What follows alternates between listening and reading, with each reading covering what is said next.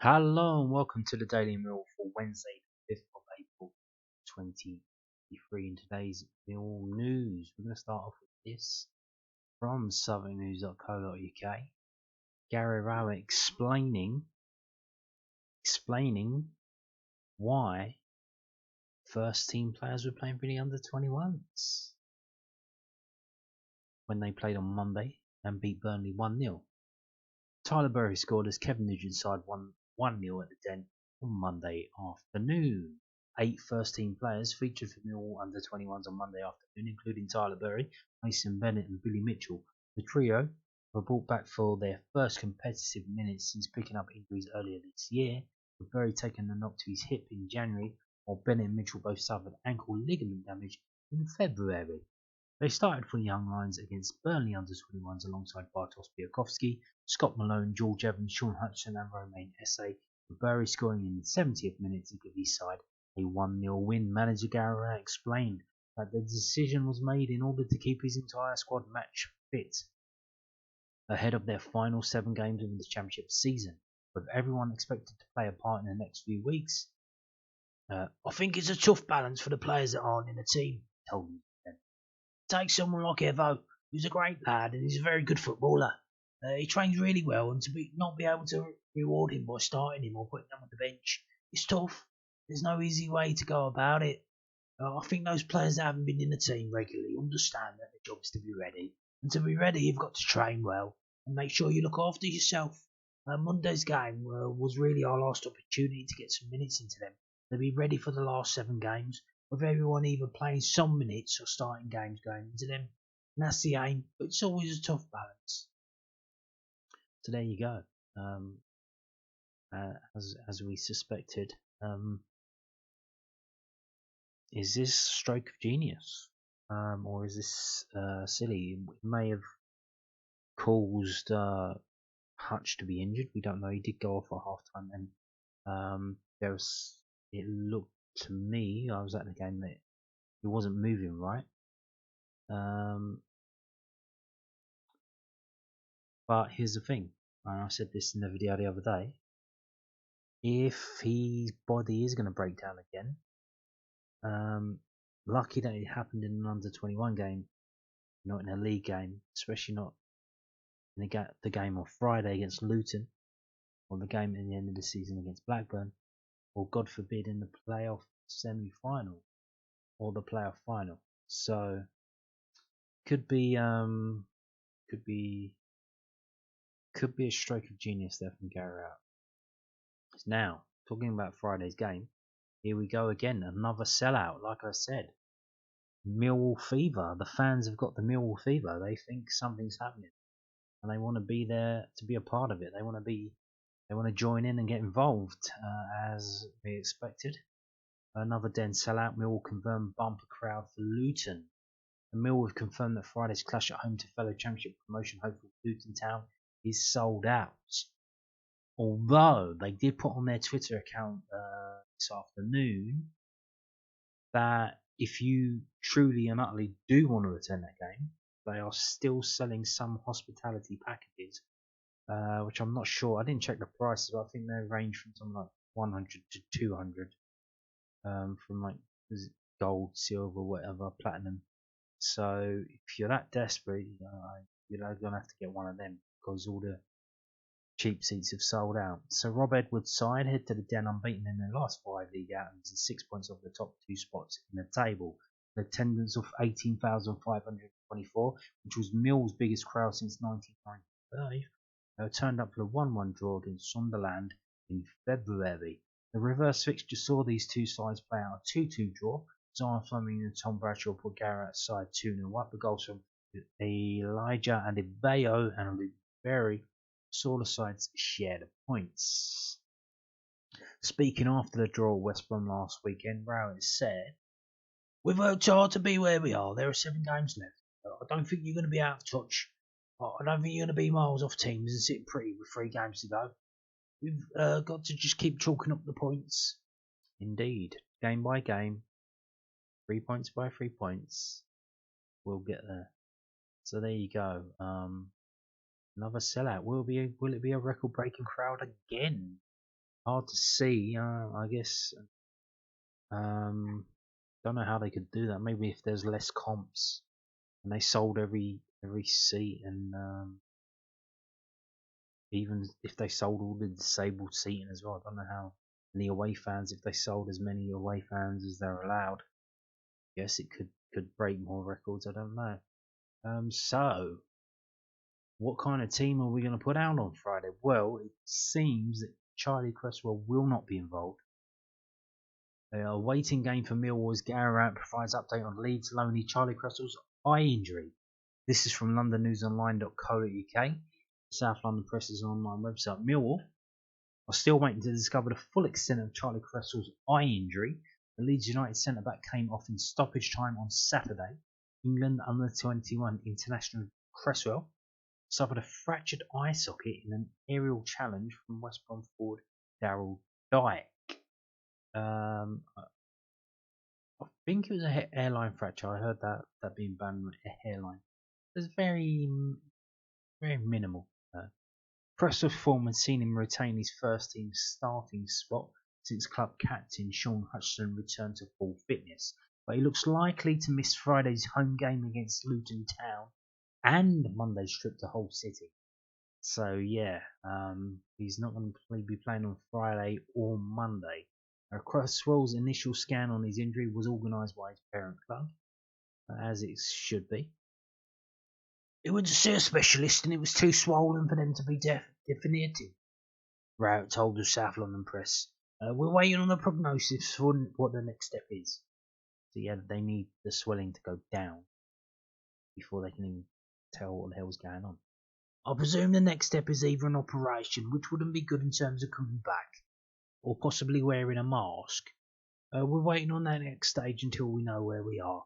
It's quite a nasty injury, and particularly as a young player, we've got to follow whatever Leeds think is the right thing to do with Cressy, and we'll support that. Cresswell also suffered major facial damage after being kicked in the face by Hull City's Oscar Estupiñán at the Den. Millwall right back Danny McNamara said, "It shows you the character he is. He'll stick his head in anywhere. Cressy's been class since he's come on. Every game he plays, he seems to be developing, and he's growing into a man. It's a joy to play alongside him. Hopefully he has a speedy recovery and can get back as soon as possible." So there you go. Cresswell out of Luton and the whole game. To be honest, I've forgotten the game that happens after that, because literally I'm taking it game by game. Because after that Huddersfield defeat, before that I was looking ahead at the games of this game, that game, how many points we're going to get, and then after that Huddersfield, I'm like, I just the next game. So yeah, I'm not sure. Is it Blackpool or Wigan? We got Blackpool, we got Wigan, we got Burnley, so that's 3.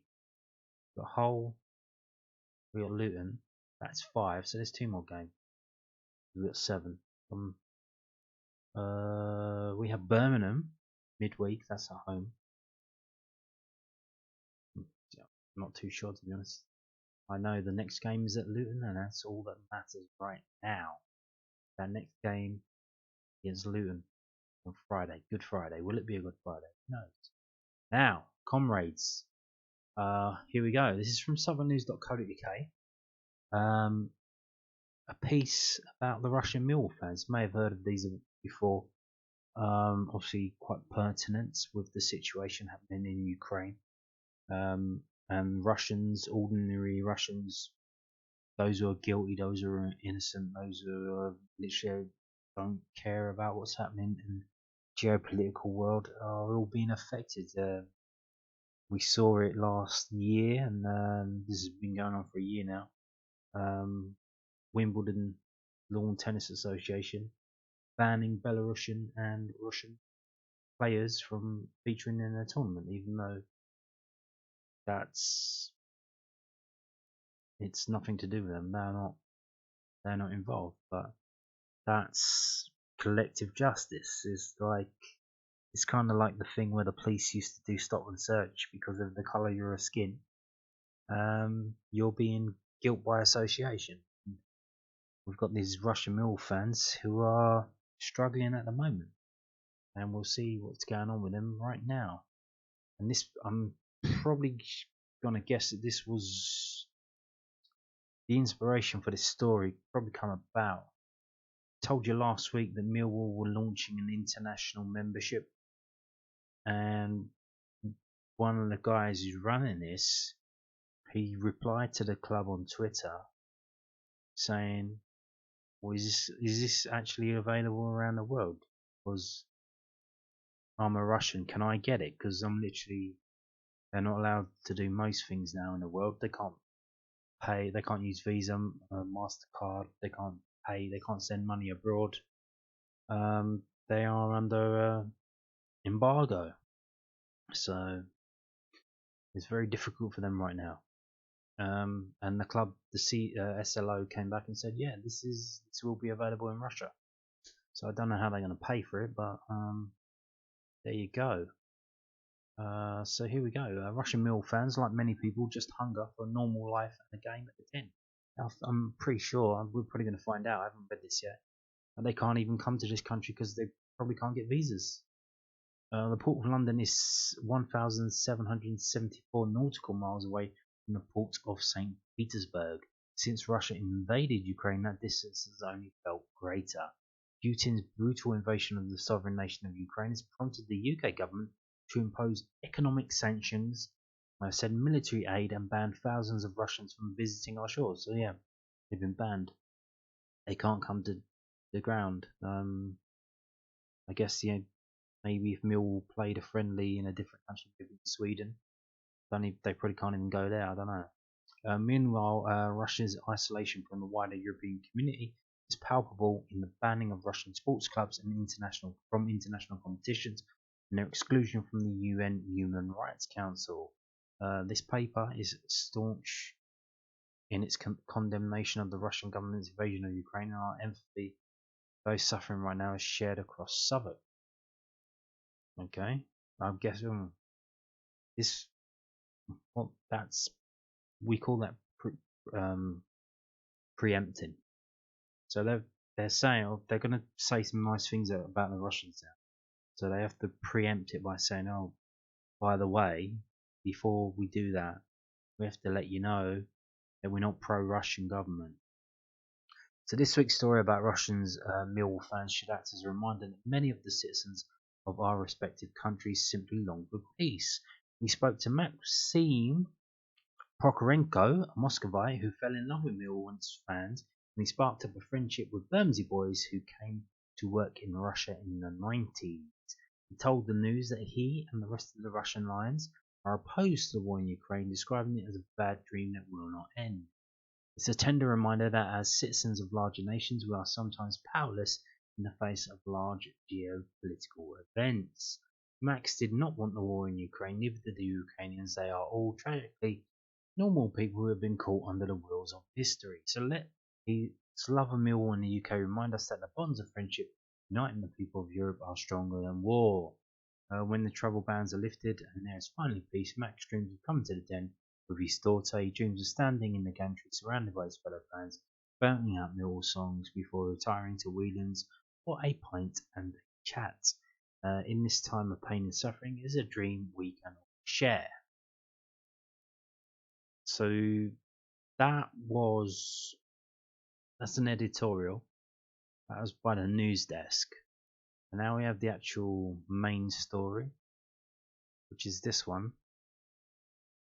also from the Southern News. So this is the main story. So Russian Millwall fans still wear the shirt, sing the anthem, and supported England at the World Cup 1 year into the Ukraine war.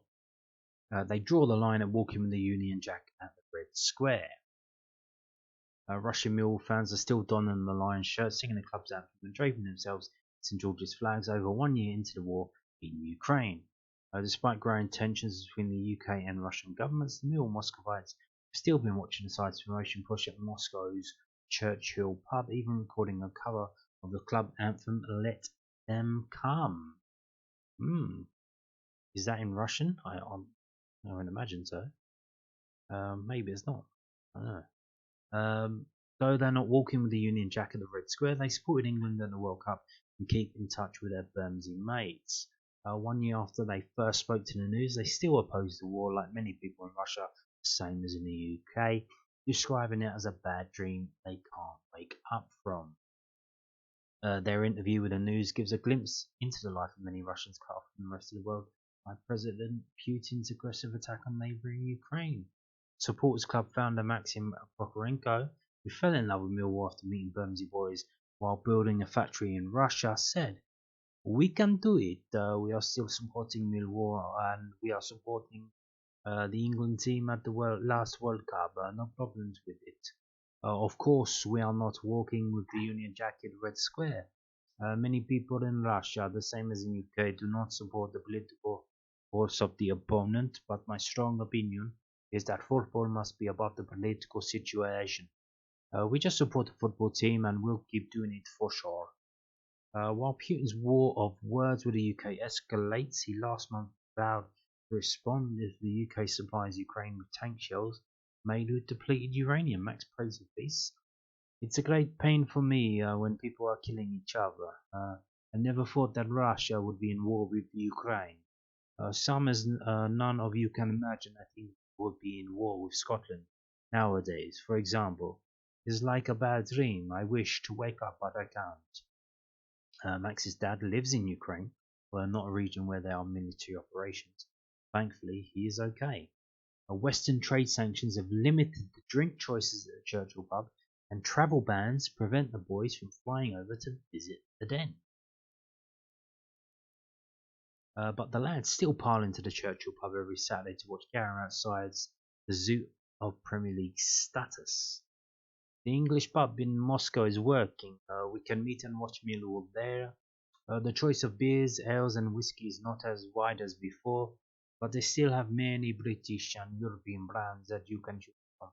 No problems with that," he said.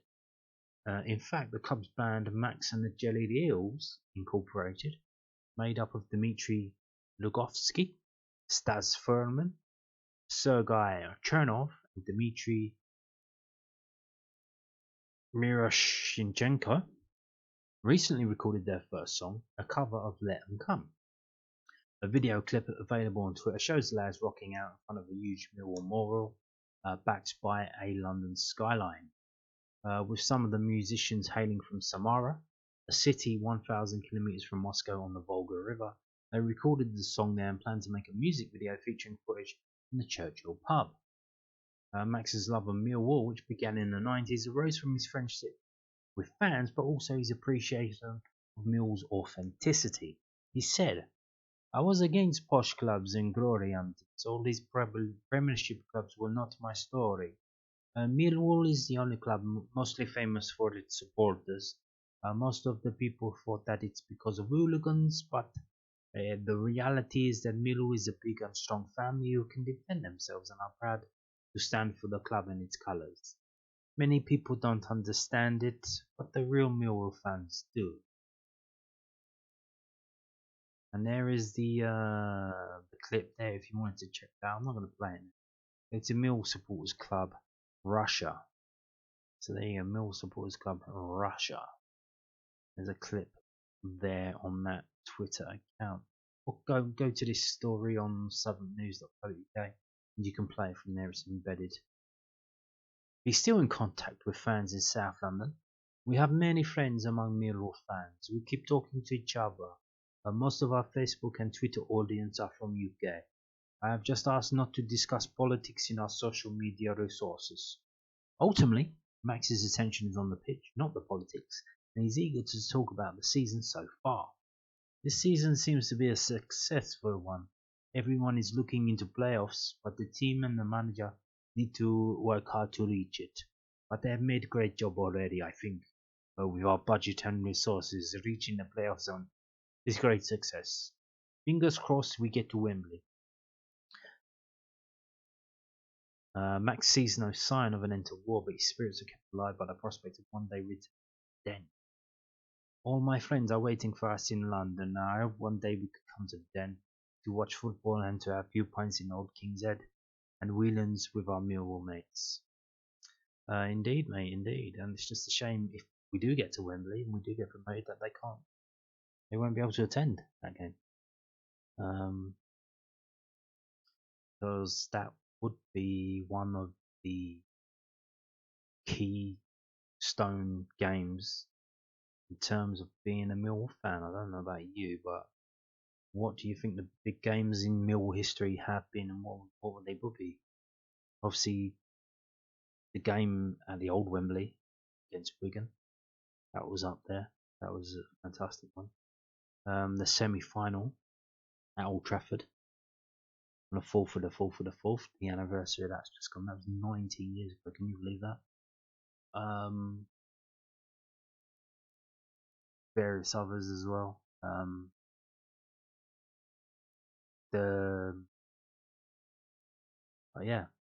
Seeing as we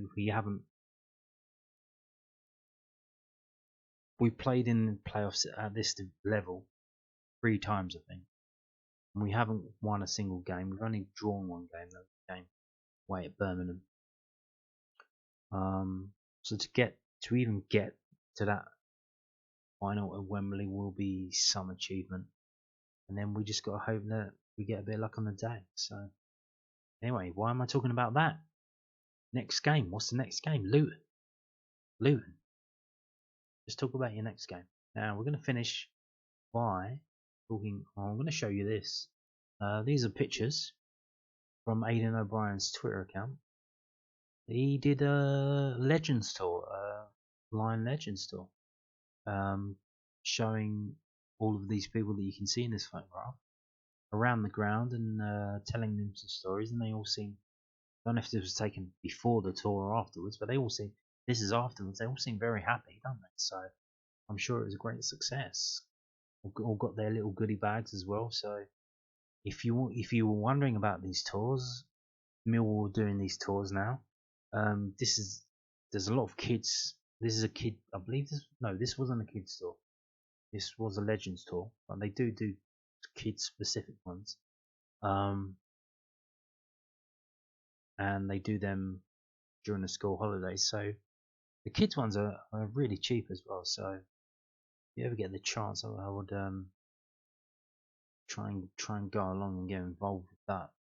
So here you go. You can see all these kids going on a tour with Aiden O'Brien. If we just don't wait for the pictures to come up, but yeah, pictures of Aiden O'Brien. Happy granddad there. It looks like his granddad. Telling stories while sitting in the exec seats. Good stuff there. So there you go. And on that note, thank you for watching and goodbye.